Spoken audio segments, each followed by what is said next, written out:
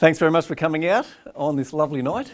So we're going to cover tick property, Supavest, and how we fit in with Proxima. Who owns an SDA house right now, other than Darren? You are two. All right. So I'm going to take this from a viewpoint that you know nothing about NDIS and SDA. All right. I'm going to go through a few facts and figures. I'm going to go through two sets of facts and figures. One in the ownership of entire properties and where that will put you, and I'm going to take it from a self-managed superannuation point of view. You can take that same numbers and put it outside of super. And then I'm going to take it from a viewpoint under a fractional, under a tick basis, where you don't incur debt, you're using cash, and where that's going to take you as a client in your financial future moving forward. So it'll give you some very good, I suppose, background and insight of the power of what you've got in your hands through the NDIS space. All right, I better turn this on. All right, some of the stuff we're going to cover tonight, terminology, we're going to cover the next one, participant-led model. If you see the space across social media, it is huge. There is a whole lot of crap out there too. So I'm going to cover why that is and what you should be looking for on that side of it. Why the costs, and you are spending more money getting into an NDIS house. And we cover from a client perspective why you're paying more and what that actually gives you on that side of it. Risks and benefits of investing. Who's this for? You will pay tax, right? There's no tax dodge. We'll show you ways of taking it from 47% tax down to 15% tax or zero tax. And we'll run through those structures very quickly. What's possible? Like, show me the money. And this is like, my background's accounting. I love this part of it because the figures here, as an accountant, I've been taught to be negative and understate my income and overstate my expenses and all the rest of it when you're budgeting and forecasting. And the figures you see here, compared to what Darren just showed about what he's making on his NDIS properties, these figures are actually less than that. And I'll blow your minds with what's actually there. How do you get started? And then we'll have some questions. Now, I'm happy as we're going through, if you've got questions as we're going, raise your hands. I'm happy in having an interaction. If you want to hold it until the end, happy in doing that. All right. Disclaimer, yes, my background is accounting, so don't hold that against me. Haven't done it for nearly 20 years. I'm not a financial advisor. So everything we talk about here isn't financial advice. All right. Do I recommend you get some financial advice? It'd be a good idea if you're not financially savvy. All right. Now, real estate, various risks. You've seen all these sort of disclaimers before. I'm giving you the best case example, even though it's from a negative accounting point of view, but it'll still blow your mind, the figures I'm talking about. If you're going to get financial advice, you need to understand who you're talking to. Because over 80% of financial advisors across Australia cannot talk to you about real estate. If you go to a financial advisor, and I'll give you an example, our wholesale funder that I get all my construction funding for, we were walking through Pitt Street Mall about this time last year, and he was talking to me about tick property. He's looking to use his super, and he said, I actually asked my financial planner, and he said, sounds like a great product. And as they were walking down, he said, but what I reckon you should do, I've got these and he couldn't talk to him. He's shoving him back into the share market again, right? Because he's not licensed to talk about it. So if you're going to get financial advice, what can they legally advise you on? The next question is probably most important. What can they not advise you on? And ask the question. You're putting your financial future in these people's hands. Ask them the question, what they can and what they can't. And if they try and sidestep it, get up and move away. Go to another advisor. But you need to be talking to advisors that can legally advise you on talking about property. Now, I'm going to talk about self-managed super fund because I reckon it's the best long-term tax structure in Australia. So if you haven't got one, you need to get some advice in getting one. I can't sell you one. I can give you some examples of why I think it's the best, but again, financial advice, I don't give it.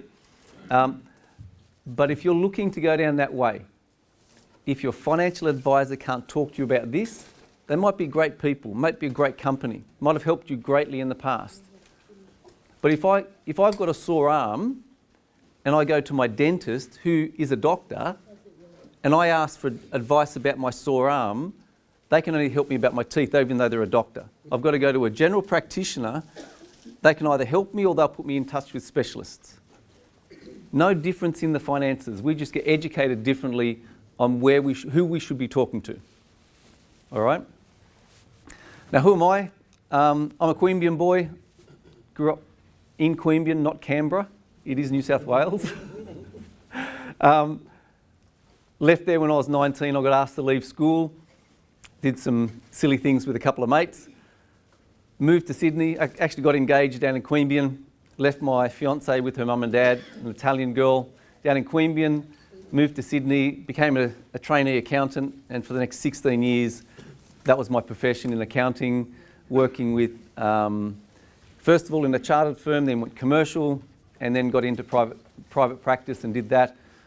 Had a motorbike accident 21 years ago after seeing a client, had some major head injuries. Couldn't do accounting anymore after 2 years. For the first 12 months, it was like financial statements were literally like black and white to me. Didn't understand anything. So then got back into business. And about 8 years ago, I got back into real estate, selling land and house packages to accountants and financial planners for their investing clients.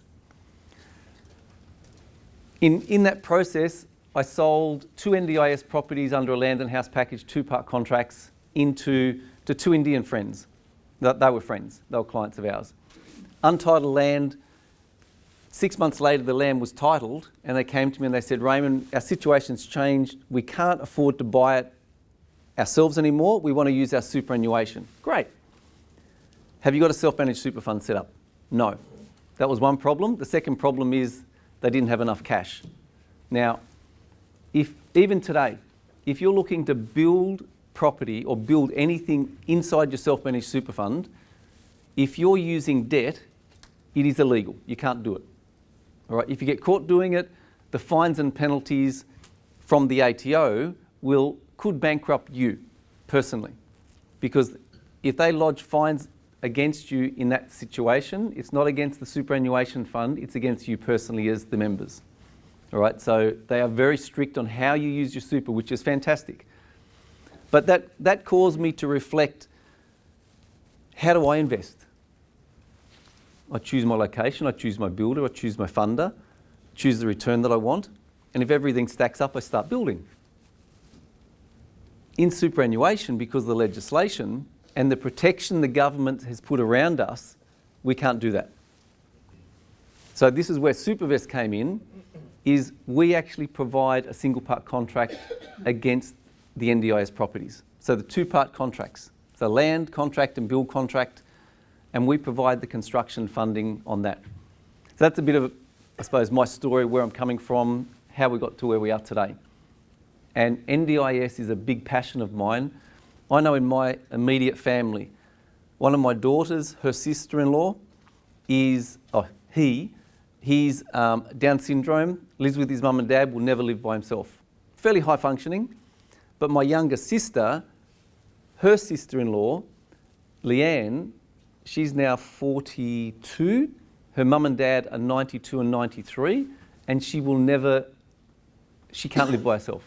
When the mum and dad pass, Leanne's going to be put into the system, because I know none of her brothers and sisters have got the capability of stopping work and looking after her full time. So just in my little family, I've got 2 people that are affected by this. All right? How big's the market? Like, we'll get into terminology, but how big's the market? There's over 500,000 people across Australia right now with some sort of disability. All right? Now that's not, they require investment houses, that's 500,000 people. By 2042, the government is predicting that they need 36,000 SDA houses in Australia. Now, at the moment, there's 25,000 participants that have already got government funding for their disability. The scary part is 9,000 of them have got houses. The other 15,000 have not used their funding to get into a house. Now, all of us have seen the media and the number of SDA houses that have been built. Why haven't those 15,000 moved into the houses that are available? Because they've built the wrong house. They've built it in the wrong location. They built it with the wrong, there's no services. Like, the participants have choice. If they don't like it, they won't move into it. So understand there's a lot of hype around the industry, and it's good. But just like whenever there is something really good, some people take advantage of it and turn it into crap. And the SDA housing and NDIS is no different. All right? Because builders are taking advantage of people because there's these big, huge returns. So what we're going to be talking about tonight, we're going to go through the terminology, we're going to go through a participant-led model, and we're going to show you what you need to be looking at working with Proxima and the sort of properties you should be looking at and why you should be looking at them as an investor moving forward. Now, terminology is a whole lot of acronyms. Who understand what who knows what that means? National Disability Insurance Scheme. What is that? People think that's what they're getting involved in. That's just the legislation. Yeah, that's just the government saying, okay, this is the scheme, but that's what it covers. That's what it's providing. If you look at the basics of what we're providing, everybody in the room here expects to be able to live in some comfortable accommodation. Is that correct? Yep. Unfortunately, the participants in our society that have got a disability for far too long have been disallowed that option or that right, because they've been put into accommodation under SDA accommodation that up until the time when the NDIS scheme came in, they were shoved into group homes and all this other institutional investment houses. And when the NDIS scheme came into play, all of those properties didn't qualify, because we've raised the standard of how we should be looking after our persons with disability and our vulnerable people across Australia. And that's what the NDIS system does. When did it start? 2013. Now, one of my businesses I've had about 20 years ago was dealing with docs and kids that have been taken between 3 and 12, up to 18, but 3 and 12, kids that have been taken away from their parents because of neglect and abuse. And so we actually housed one-on-one care. Every child that we had was that damaged, I'll say, that they could only live by themselves. And they had one carer 24/7 on a rotational shift as in staff, and the bad ones had 3-on-1 carer with a 24-hour stay-awake shift. And we're talking about kids that are 9 and 10. Now, I did have 3 houses been burnt down by them, but that's a section of society that we don't hear about. And back then, the discussion at DOCS and DADAC and the government was about what we're actually living now with the NDIS and the amazing changes that have come across because of the system that's been put through.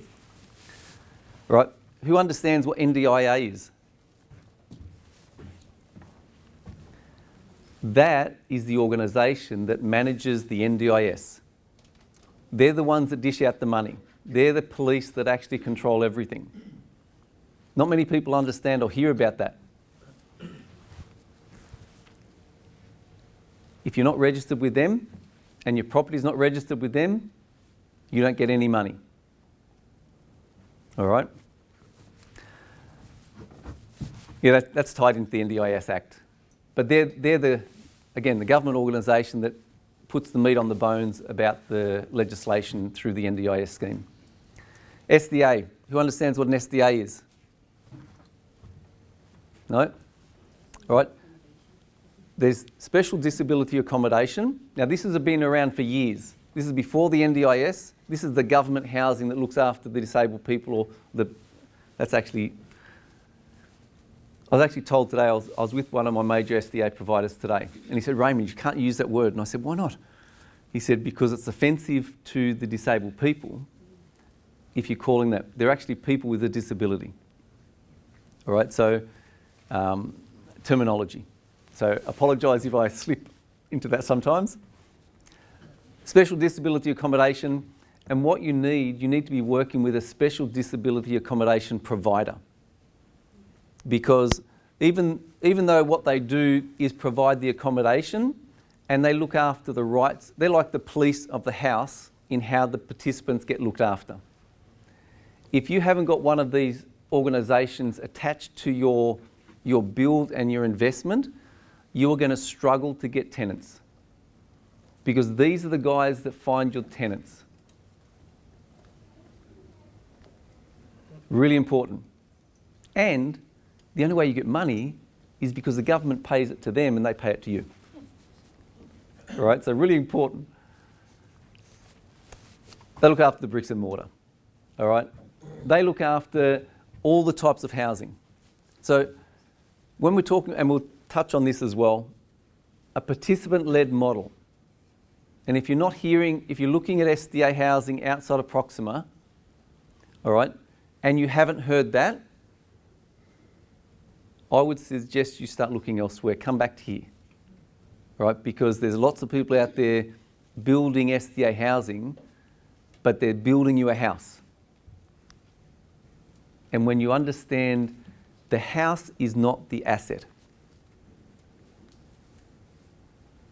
the person with the disability is the asset. Now that sounds really bad, because an asset's supposed to bring you in money. A liability costs you money.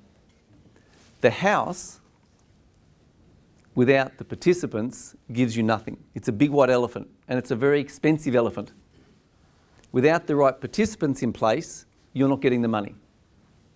So looking at the investment from the participant's eyes and what's best for the participant, by default, looks after you, the investor. Does that make sense?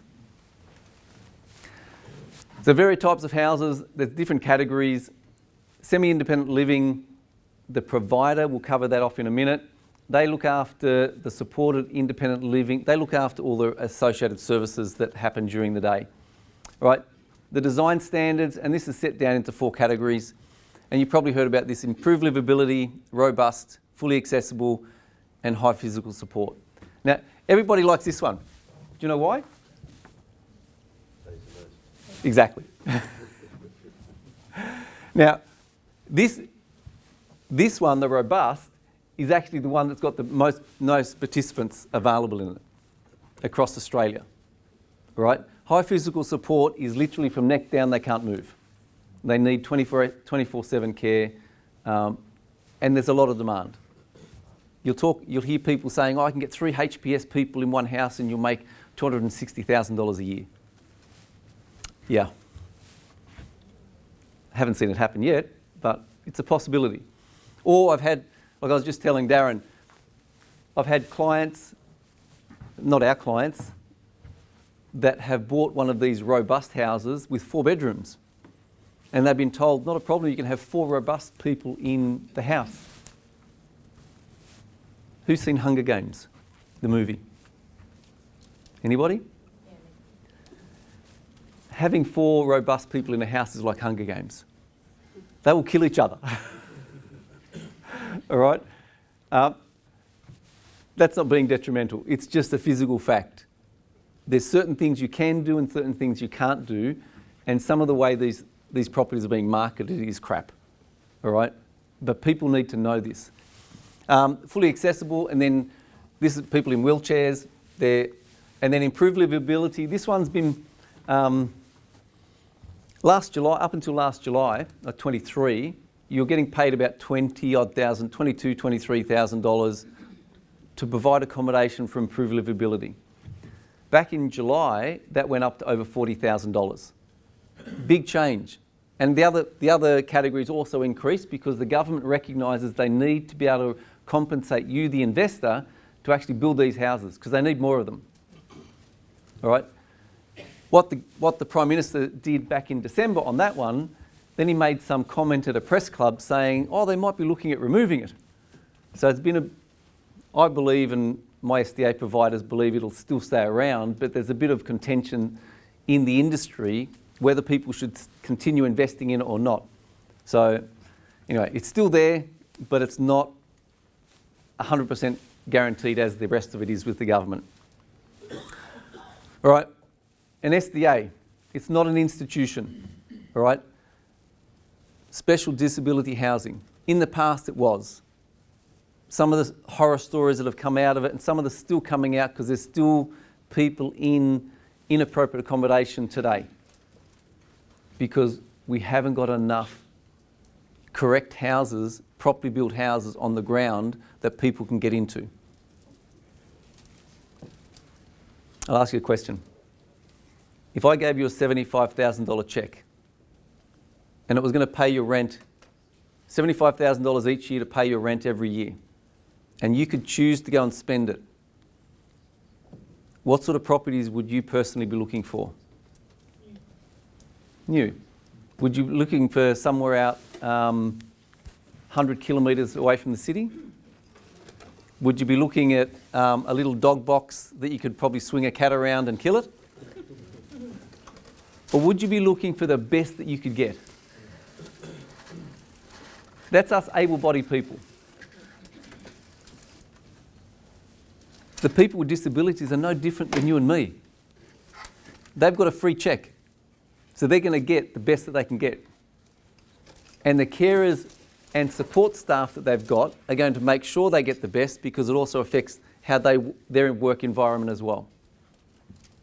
Right, so again, participant-led model. If you're not looking at the investment through the participant's eyes, you're doing something wrong. Like several years ago, I built some property over in Bathurst, and my wife had the attitude, okay, we'll build it, and she was treating it as if she was going to live there, which is good because she wanted the best of everything. And I said, Adele, we've got to scale it back a bit. They don't need gold-plated taps. But like, she looked at it as if she was going to be the tenant because we've rented in the past. And we've got into some places when we were younger that were crappy accommodation because the owners didn't care. We stayed there as long as we needed to and then we moved on. When you look at it from a tenant's point of view, from the participant's point of view, and give them what they need, because they're not going to be owners ever. They're always going to be tenants. So don't you want the best tenants in your property for as long as you can get them? So look after them. All right, SDAs, they just look after the house. They look after the condition that the house is in. They replace the washers, they do the fire checks, they do the sprinkler checks. When the hot water system blows up, they'll do that. All right, they'll look after the audits. For example, in the hot water system in an SDA or high physical support house has to be at 55 degrees. Right, so they've got a special mechanism in the wall, a mechanical mechanism that maintains that 55 degrees, just in case someone in a wheelchair falls over, hits the water and doesn't get scalded. But that's a requirement that has to get audited every year. So they look after that sort of stuff. All right, the overall well-being of participants. That's their whole focus. Now I covered this off a little bit. The Universal Declaration, everybody has the right to adequate standard of living. That's what the NDIS has brought to play. And as investors, you get to partake in being able to provide that to the end client. Fair treatment. I shot a whole series of promotional stuff today with one of my leading SDA providers, and it's called the Karma Opportunity. Where else can you make a lot of money and change people's lives that without your help will never have the quality of the life even close to what you're living today? I haven't been able to find one. And I've been across construction and development for the last 30 odd years in my working life. And I've dealt with the multiplexes, that I've been on site with multiplexes, and I've dealt with other builders and had clients that have done developments. And yeah, they've made a lot of money. But none of them have had the impact that I've seen that the NDIS has on the end participants and the life-changing effects that it has. And then on the other side, the life-changing effects that it has on the investors because of the money that's coming. All right, I won't cover the neglect and abuse. Hey, we've all heard about it. It happens, even today, unfortunately. But it comes back to having the right people, the right support staff, and having it policed correctly to try and take that out of the whole equation. This is like this section here: fatigue, loss of time, effort, self-esteem. I've seen people, and I've seen the reports, that they've been in inappropriate accommodation. They've been on massive drugs to keep them calm, keep them sedated. And I've seen them after they've been in their own SDA house, NDIS SDA house, after 3-4 months. Their medication's gone down. They're reliant on the doctors, and the associated services has gone down. Right? You don't hear about any of this in the press. Their quality of life has been different. I've seen one lady that literally was drugged to go to sleep at night and drugged to wake up in the morning because she had some fairly psychotic episodes. By the time they moved her into an SDA house, within 6 weeks, she could choose what she was going to eat. She could choose when she was going to smoke. She could only still get a packet of smokes a week, but one of her trigger points is the nurses in the home didn't have time to take her outside for a smoke, so she'd lose her attitude. So they'd sedate her. Now she's in her own accommodation. She gets to go down to the shops with the carer. She gets to buy her 1 packet of cigarettes a week. The first week she smoked them all in the first day. But you know what? She was happy because it was her choice. Now it takes her about 5 days to go through the pack, but there's the psychotic episodes have minimised. The drugs to go to sleep aren't there anymore. One of the reports back from the carers said they took her down for the first time. They said, okay, what do you want to have for dessert? And she said, anything but custard slice or vanilla slices. Because that's what she was forced to eat for months and months and months. Simple things like that. Because of investors like you, changes that lady's life where she's living a relatively normal life now. Her reliance on drugs has reduced down to normal stages. The reliance on going to psychiatrists and associated services has dropped down hugely because of the investments that you guys make. What does the SIL provider do? They look after all the stuff I was just talking about. The drugs, the doctors, the nurses, the physios, all of that. They look after the people that come and mow the lawns, all the transportation to and from hospitals and doctors. They're the people that provide the 24/7 care where someone lives in the house with them, with the participants. They provide all that. Now, as investors, you don't get involved in that side of it. Because on a robust level, and even HPS level, that's worth to the government, depending on the participant, between $900 and $1.5 million per participant per year for all of those associated costs. As investors, we just look after providing the house and the facility that these participants and the SIL providers can come into. But having the SIL provider and having the SDA provider is part of a participant-led model, because they're the ones that are on the ground with the occupational therapists, the counsellors, the doctors, the nurses, the hospitals that are dealing with these participants every day of the week. They're the ones that are going to be finding your tenants. And if they haven't got good relationships with all of those associated services, you're not going to get tenants. Even if you've built the house in the best location, if you haven't got those relationships, you're not going to get tenants. Or you'll get some of these unscrupulous people that come along and charge you $50,000 replacement fee to go and find the tenant, which will then still take you 12 months, if you get one. If you're not looking at it from a participant-led model from the start, don't invest.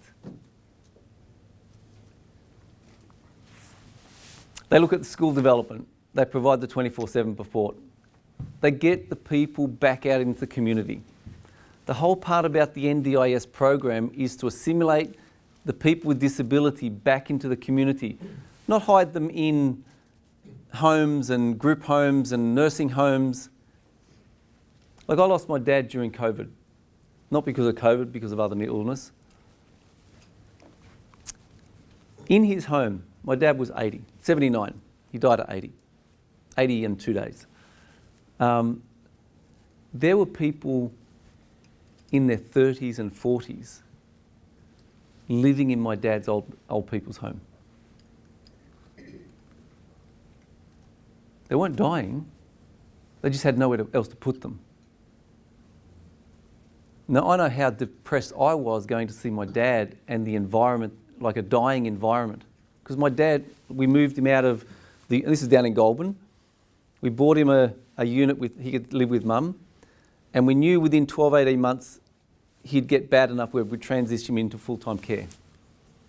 And it happened a lot sooner than that. But in transitioning him in and then seeing these people with disabilities being housed in the same accommodation facility as my dad, that's sad.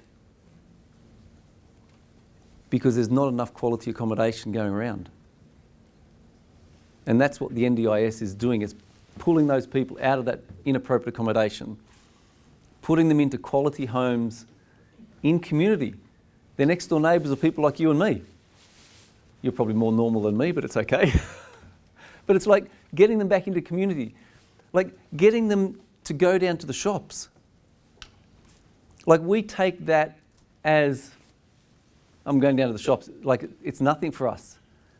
Getting down to the shops for some of these participants is like us running down the beach and spending a week, if you like the beach, spending it like that on holiday. Stuff we take for granted, they can only hope for. Now they can hope for it. Now the NDIS is here. Up until now, they really didn't have a choice. They look after the design and development of accessible housing, right? Through the SDA providers and SIL providers, this is where you get the quality accommodation. I'm aghast at the number of builders that have jumped into the SDA space because they can charge more money.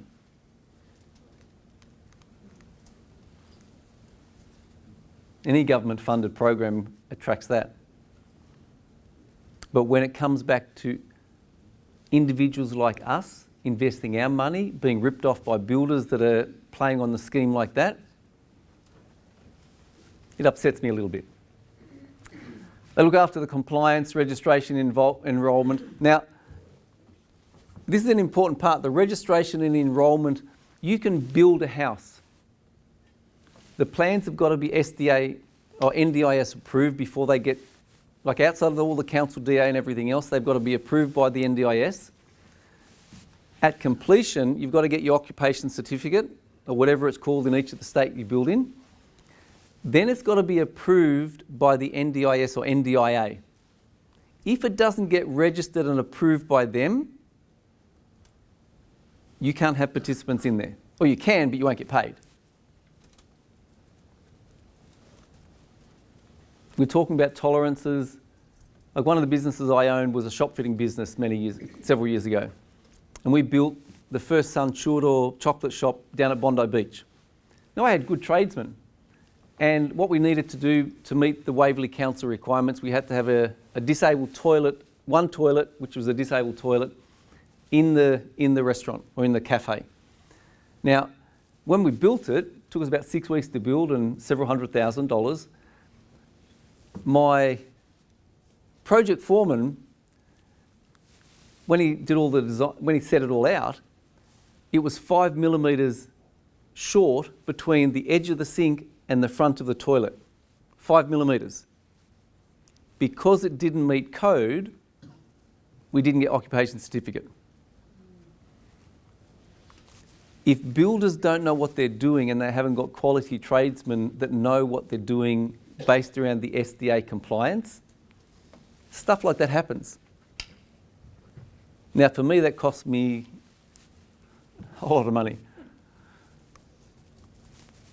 If it's you as the investor and you've got to fix that, that could be a six-figure fix. Have you got that in your pocket? And there's lots of houses that are vacant because they haven't been built to code, outside of not being under a participant-led model. Property management and maintenance, tenant sourcing, another big one. Tenant sourcing, like who owns a rental property outside of SDA housing right now? Anybody? Several people. How hard is it to get tenants today? Put a sign up and 50 people line up. SDA housing is not like that. All right?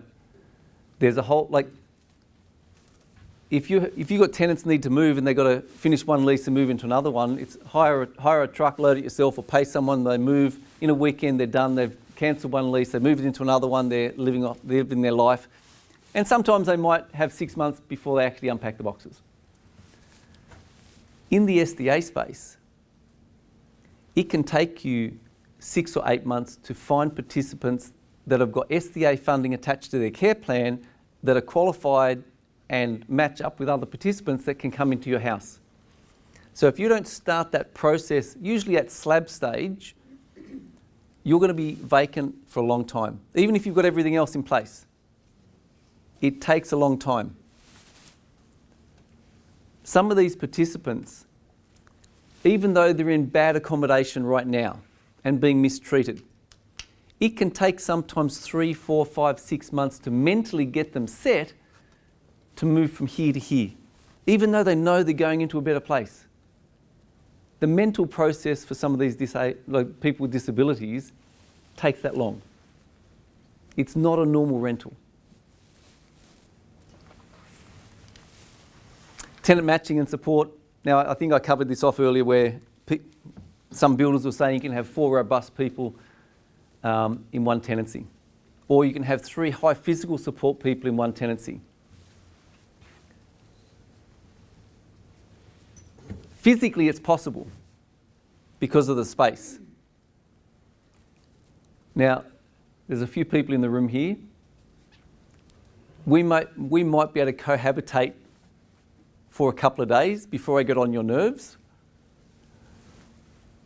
I know my wife has that problem. We've been married for 36 years. When you're dealing with people with disability, their primary disability is what you can see. The second disability is sometimes also mental. And so their personalities have to be matched by the SIL providers and the SDA providers that are managing the participants where they can cohabitate. And sometimes they can't. They can't find people that actually match together. One of the things I'll touch on here is some of these builders are saying, yeah, you can have 3 people in that tenancy. Understanding the funding, the participants are funded for a type of accommodation. And they have to they might have a disability pension, but the NDIS funding is totally separate. They've got to get approved for the NDIS funding, and that can take 6 to 12 months. They can get funded to go into an apartment. They can get funded to go into a 2-bedroom house with them and one other person. They can get funded to go into a 3-bedroom house, so them and 2 other people. If you try and take a person that's been funded for 3-bedroom house and put them into a 2-bedroom house, like the difference in funding, for example, you might get $70,000 for high physical support per person in a 3-bedroom house, and about $90,000 if you put that same person with the right funding into a 2-bedroom house. But if you put that person that's been qualified for 3-bedroom house funding and into a 2-bedroom house, you won't get $90,000. You won't even get $75,000 because they're now in an incorrect house. So working with the SDA providers and SIL providers in getting the right tenancy matching physically, emotionally and financially to give you the best return as the investment is really important. If you leave that until the house is completed, you're going to be sitting there for a long time before you get tenants. Does that make sense? Again, participant-led model. You've got to be looking at it from the participant's eyes and understanding all this sort of stuff. I think I've covered most of this anyway. All right, who's seen Field of Dreams? Build it and they'll come.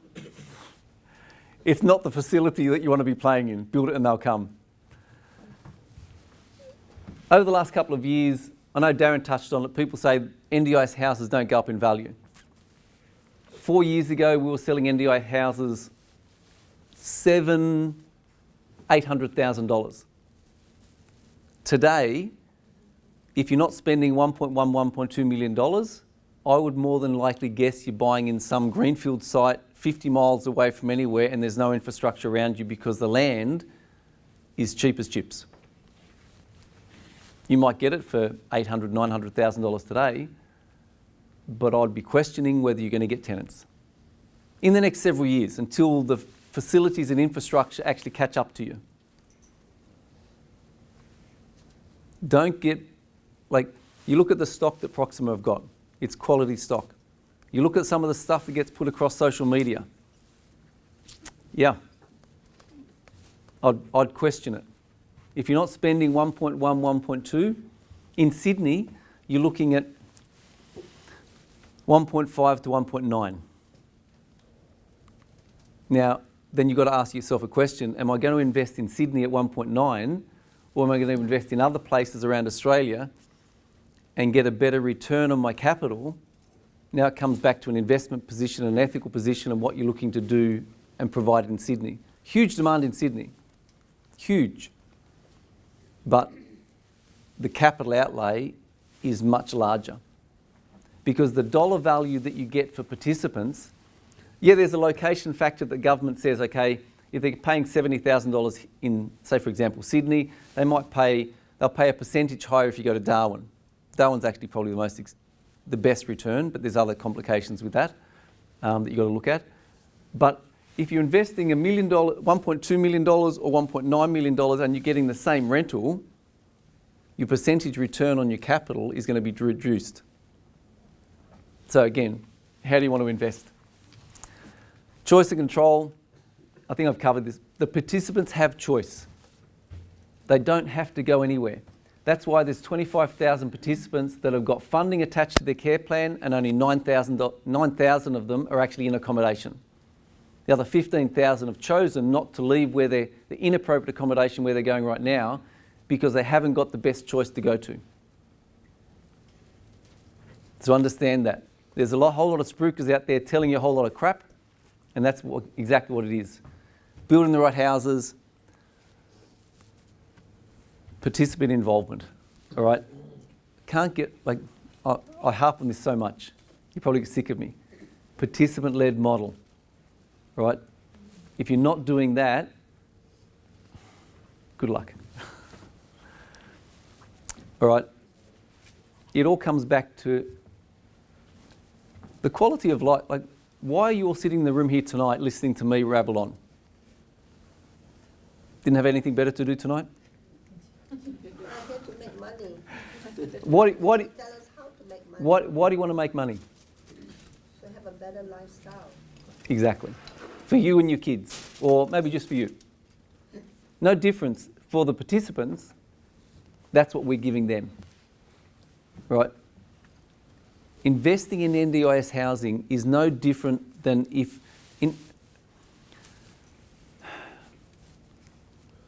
people see some big dollars and it's like they get blinded because there's such big dollars. And excuse me, but stupidity steps in because they think they know because they're such big dollars and they can do it. There are some big dollars, but unless you're understanding what we're going through tonight, go and get some more advice.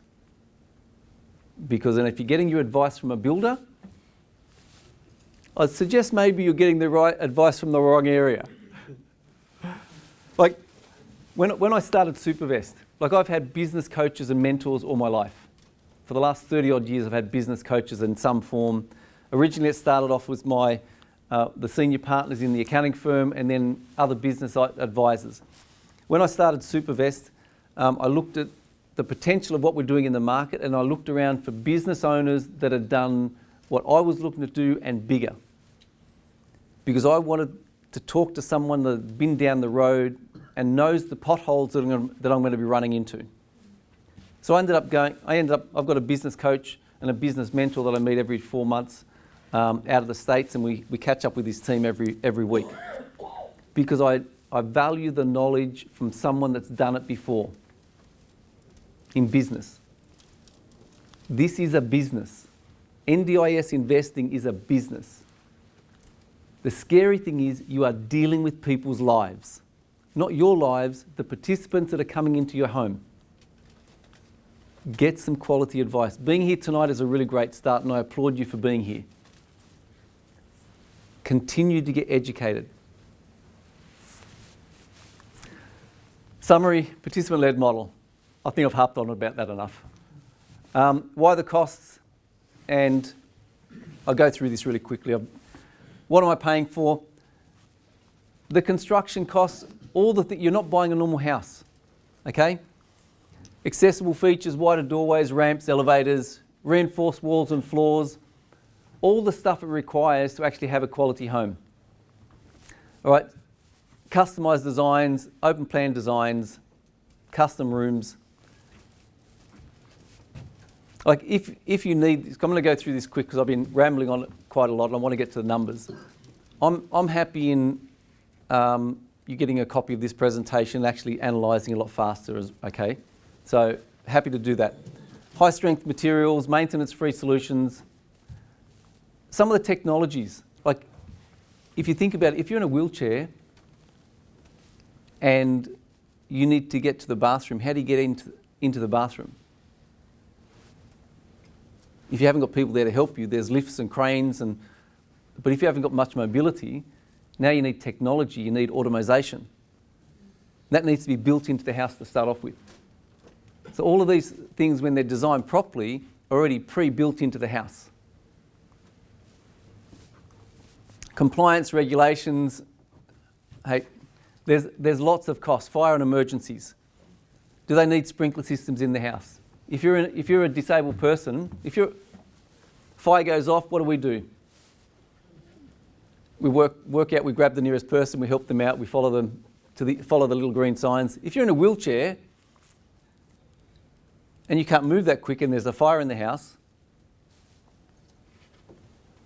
so having fire systems and having that sort of stuff, again, it just adds cost compared to a normal house. Certification, inspections, approvals, ongoing compliance. It costs you more. Training and development. All right, extended time frames. Now this gets into the builder. You're getting builders to build stuff that's not standard. They're going to charge you more because they just can't go down to Bunnings or the local frame place and say, I need 50 sets of this frame. No, it has to be to certain standard and certain requirements. Limited production run, custom orders. I'll get into these are, there's a lot of information here. Like, I'll stop here for a second.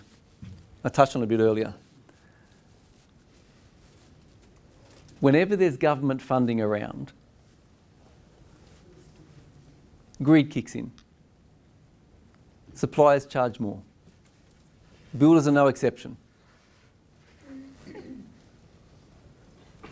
So understand when you're talking about builders, there's still square metre rates per construction that you can work on. They're a bit higher than normal.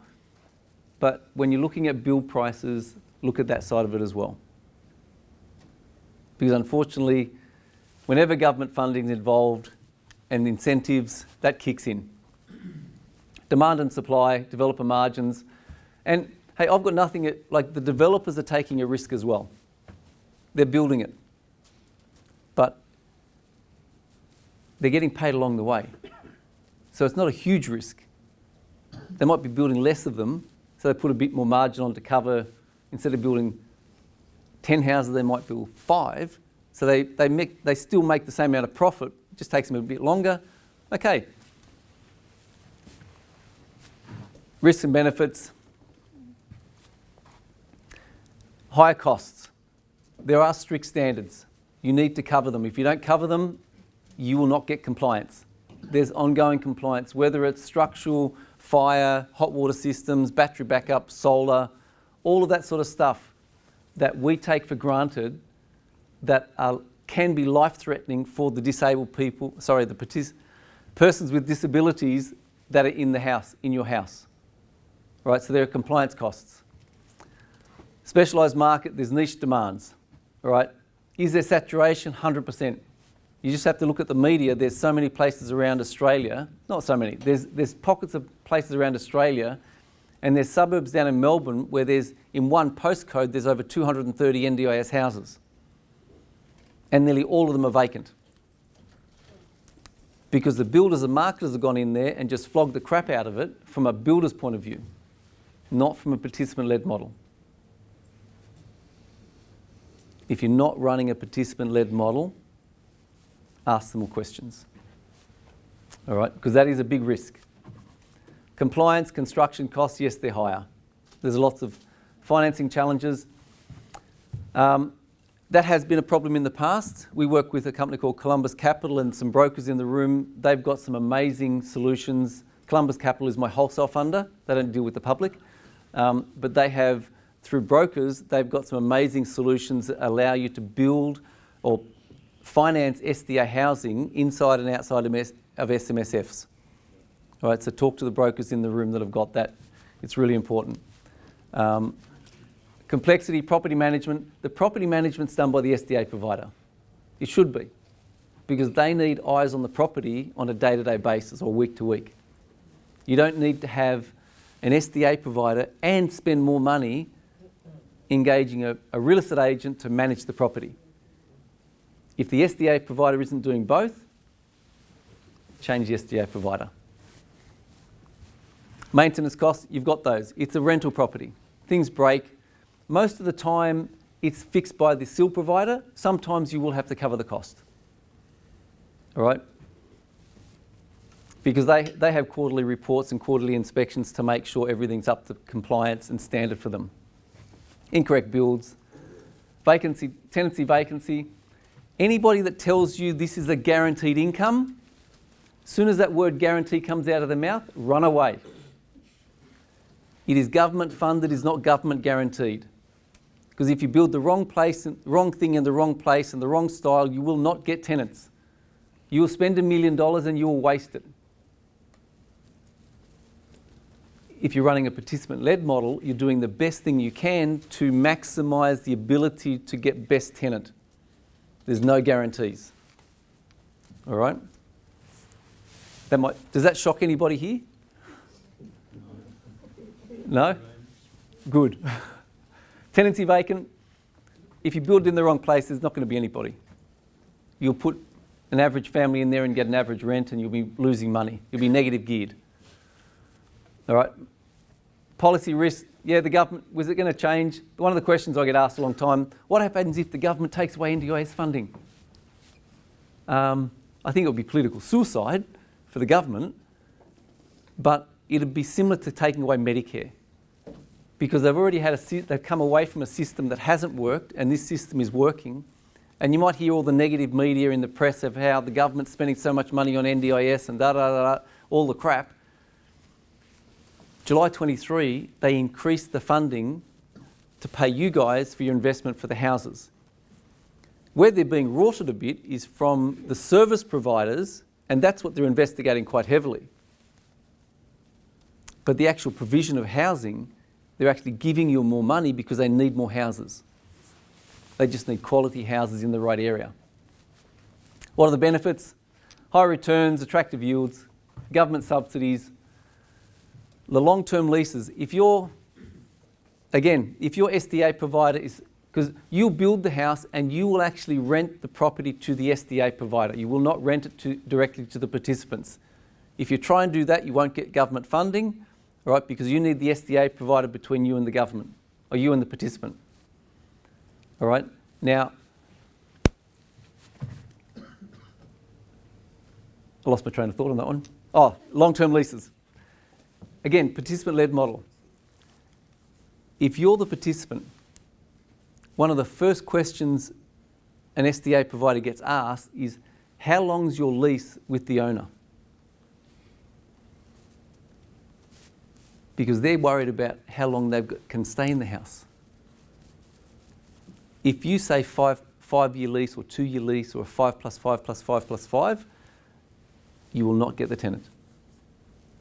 If they're not hearing 20-year lease, you won't have a chance to get to the next questions. So you need to be leasing the house to the SDA provider for 20 years and they will then sublease it to the participant. Gives you, again, it doesn't guarantee it, but because you've worked on a participant-led model with the right SDA providers and SIL providers, you put yourself in the best position to get the best client. Once they're in there for life. Like Brad, who I was with today, out of 160 homes that they've currently got, and they've got another 230 that are coming out of the ground and be under management, in the last 4.5 years, they've had 20 clients that have left. Now they've left because they've died. When it's done correctly, these clients are really, really sticky. It is long-term money when it's done correctly. So therefore gives you quality of life and also them. Social impact, hey, it's an amazing opportunity. Market demand, it's huge when it's done properly. As I said, there's 500,000 disabled people across Australia. The government said 36,000 homes by 2042 in quality homes. How many of those do you want to own? A few more. I'll show you some I'll get up to some figures. I'll go through this. Potential growth, property value, as Darren said. It's a residential property, guys. It goes up in value. When you look at them, you couldn't tell it was a disabled house. They look like a standard house. You go inside, there's no ramps and bars and you go into the bathroom, they're big. They might not have some shower screens. At worst, they might have some handrails around the toilet. It's great accommodation. The potential for resale, high cash flow. We talk about investors. Who's got any commercial investors or investments? What sort of return you get on your commercials? Well, it depends if they're in Sydney Central, probably about 2 to 3% in very popular areas. When you go out for Wollongong, about 5%. 5-6%? Like 6% for commercial is really good, isn't it? Oh, terribly good. Yeah. But when you... it's huge. When you understand a commercial property's value is based on the rental income that's coming in.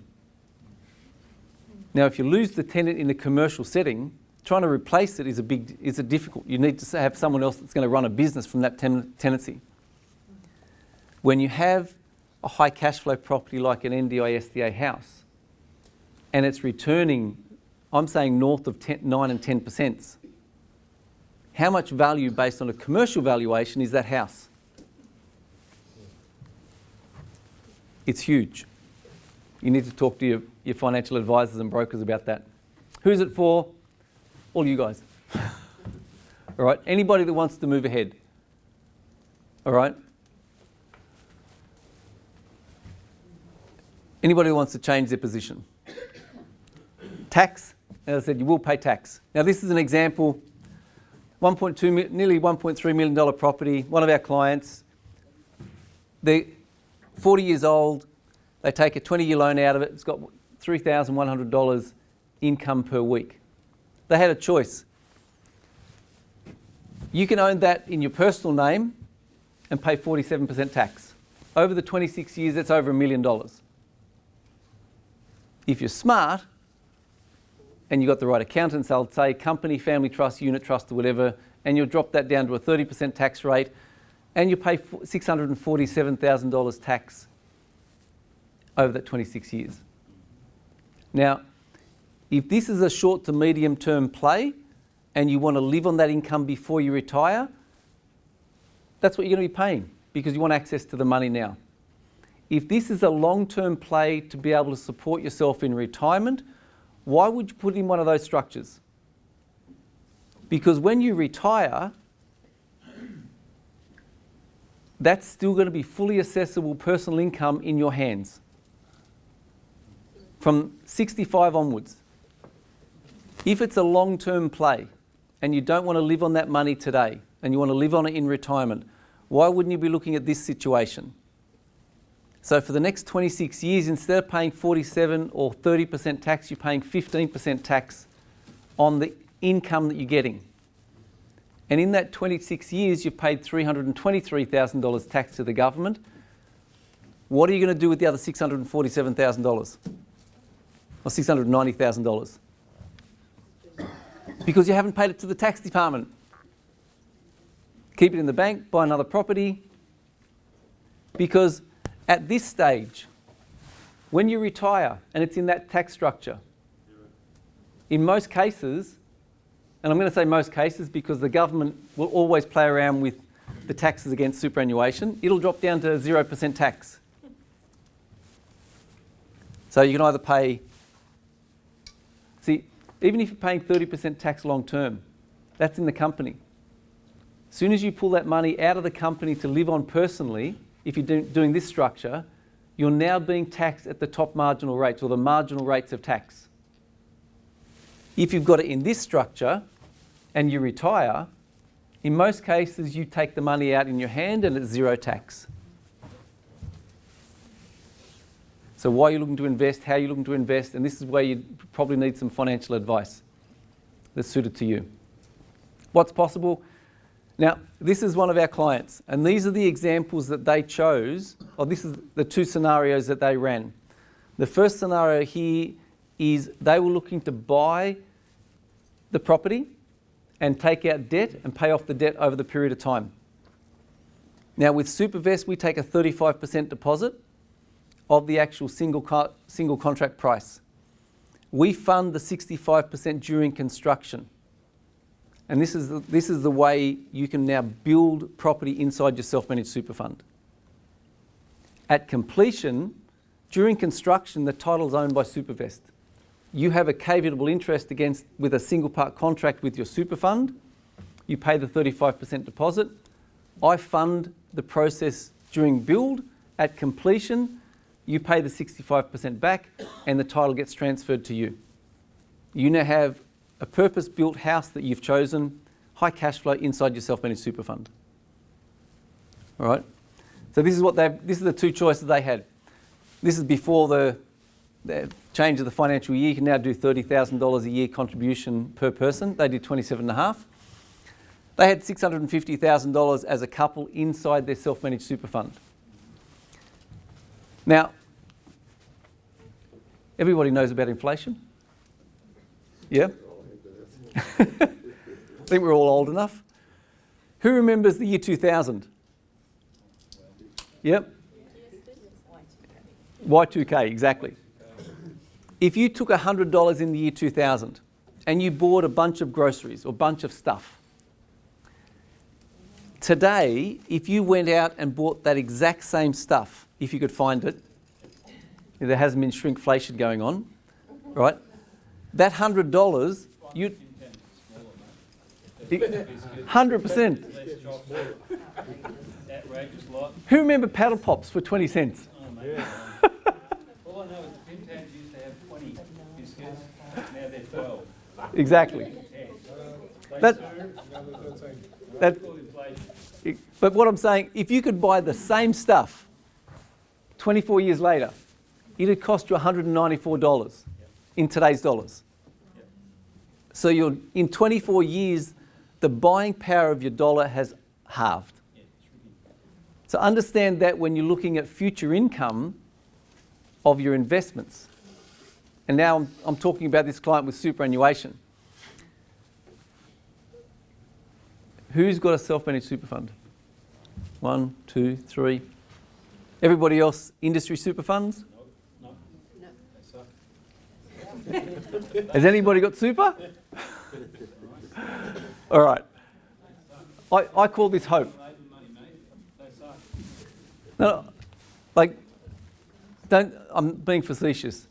If you're putting money into somewhere that you've got no control over and you're hoping that it's going to go up and you're hoping that the directors of the companies that you're investing in are going to do the right thing by you, good luck.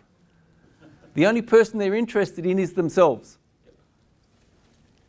As a byproduct, if you make some money as an investor, good luck. That's the industry super funds. Who knows this symbol? Do you know how much money they've spent telling you that's a really good symbol?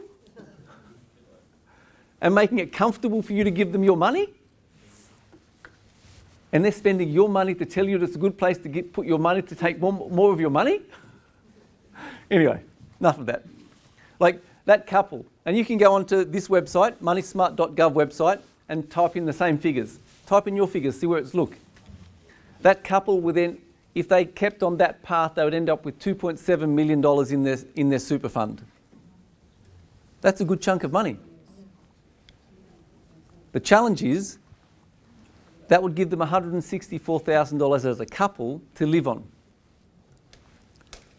Retirement to 91. If you look at this section here, that blue section, that's the government pension. That's good. If we go back here, this is your cash here.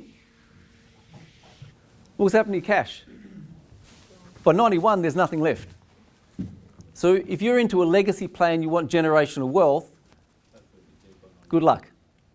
Because at $164,000 at the start, and they're saying at 67 and 91, you're still living on $164,000. Now that's about 24 years. So what they're telling you is your standard of living is going to go down by the time you're 91. And you've got nothing to leave your kids or your grandkids. Look at this option in building high cash flow NDIS properties with the same solution. Over the same period of time, at 67, the client will end up with $17 million worth of property. At 91, now, who's heard the saying property doubles every 10, 12 years? More or less. More or less. I'm saying here, even in the 24 years up to 91, it hasn't even doubled. The great part about this is when they retire, they'll be on $1.5 million worth of income from year one. What happens with rents every year? Go up. Should go up. Should. Might miss a year. Unless it's Melbourne. But see, if your lifestyle in the first example is based on drawing down capital, a bit of interest in the government pension, is that a quality of life that you want? Or if your lifestyle now is based on providing quality accommodation to changing lives for the people with disabilities across Australia, and you're making an income and you're getting paid that sort of money after paying off the debt, and every year it goes up, by the time you're 91, you're living on $2.9 million. And guess what? You've still got the property. You haven't had to sell it. So when you pass, what are you leaving your kids and your grandkids? What difference are you making in their lives? You're not like my dad that's stressed about money as he's dying. Like my dad, I saw him 3 times during COVID. He was stressed about money because he made some bad choices in superannuation in his 50s. He was stressed about it because he thought he was going to outlive my mum. And he was worried about how he was going to look after his wife after he passed. Now, my dad's my hero. It broke my heart to see my dad stressed about flipping money when he was literally on his deathbed. Now, he was stubborn, he didn't take some good advice after he lost the money. But this is a choice that you've got. Say I'm only half right, and it's only half as good as that. Could you live on $750,000 a year? Would it be a struggle? You might not be able to fly on a private jet. Like, I'm joking. Like, even if I'm only quarter right, it still blows the crap out of the other solution. Like, these are the numbers behind it. 7 properties, and see, they stopped buying at 50. Their plan is they're stopping buying at 56. Guys, I've got this presentation down there. Yeah, like, I will share, focus on what you're talking about. I'm happy in you sharing this. Like, there is a lot. There's a lot of info. Actually, Michelle said to me, Raymond, It's got 241 slides, guys. she said, Raymond, you have literally taken the cake. I have never seen a PowerPoint presentation with more than 200 slides. You're at 241, right? It's all right. My slides don't go on that long. But like, they're figures, and they're conservative. Yeah. Now, that's if you're getting into debt. The other solution they had was tick property. Now, if you've got, like, Michael, my director of sales, took a call yesterday, and a lady was referred to us through a marketer, through a B2B partner. She's 54 and she's got $90,000 in a super. Scary. 100% she'd end up on the government pension. Single person, $30,000 odd. She's taking the $90,000, she's getting some financial advice. She's buying tick property. $67,500 her first purchase. By the time she's 67, she'll end up with $140,000 odd worth of cash flow income coming in from her tick property ownership, because she's investing in high cash flow property. When I developed this concept, initially it was people with self-managed super funds, they had extra cash left over, and I wanted to be able to keep them into property. What I found very quickly was that over half our deals that we're doing through tick property now are people with low super fund balances or low savings outside of super. Because if you look at the high cash flow properties like NDIS, $1.2, $1.4 million purchase price, you need $400,000+ as a deposit to get into them. That rules out a huge section of Australia. What tick property brings to the market is the ability to now play in that same space as the high cash flow investors, but with a smaller amount. Because I build the properties. I maintain 65% ownership. And I sell 35% in 5% shares. And if it costs me $1.2 million to build, I sell 5% of the $1.2 million.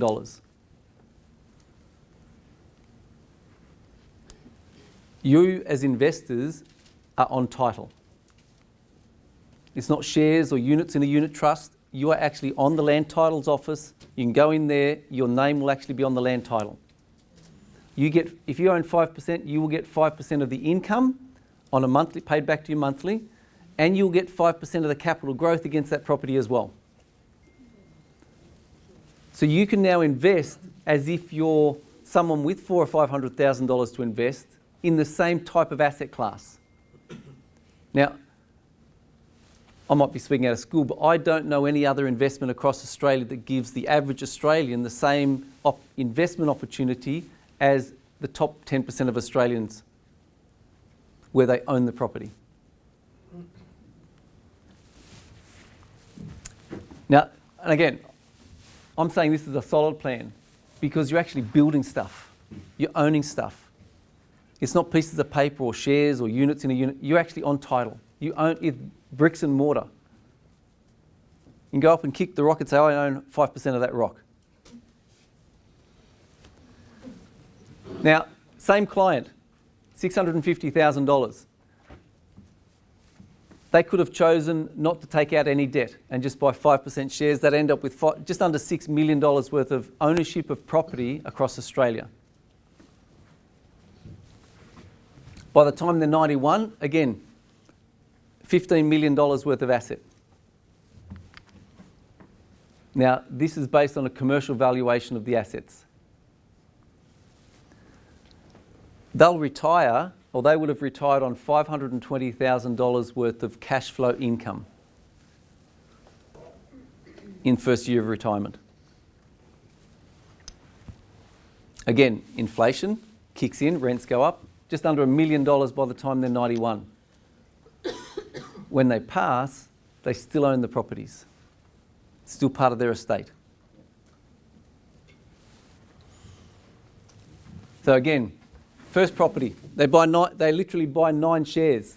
And you don't have to, I suppose the other part about tick properties is you don't have to buy nine shares in one property.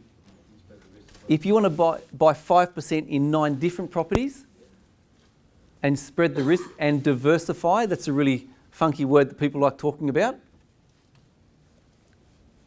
My business mentor, Grant Cardone, said, people love talking about diversification from a financial planning point of view. Why? It's sexy and they make more money. Like if you've got $10,000 and you put $1,000 across a lot of things and one of them goes up and the other lose money and this one goes up 100%, you've made $1,000. If you put $10,000 in it, goes up 100,000. Like if you're going to be diversified and spread the risk, why aren't you in the same asset classes across it? Spreading the risk across Australia in housing. Pick up different markets. But the great thing is, if you own 5% of 9 properties, say there's a tenancy vacancy for 3 months, is it going to affect you really? It's not as if you've got all your eggs in one house. You've got 8 other houses that are making you money. But this client, they could have chosen. By the time they got to 55, and they had to stop here because the spreadsheet doesn't go any further. Right, but see, the great thing about tick property is even when you retire, you can continue buying tick property shares because you're paying cash. If you've got the other play where you're taking out debt, once you retire, it will be next to impossible for you to go and get a loan once you've hit retirement. So you won't be able to play in the debt and leverage space. But on the tick property space, at 67 years old, they've got $5.3 million in the bank.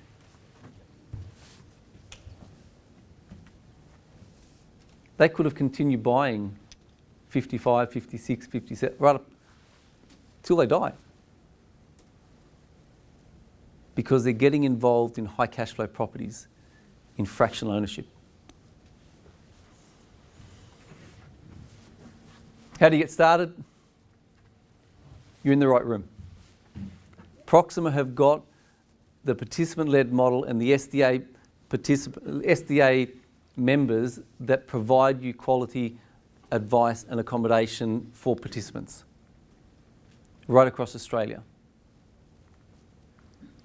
We've got some amazing tick properties coming through in the next several weeks in this area as well.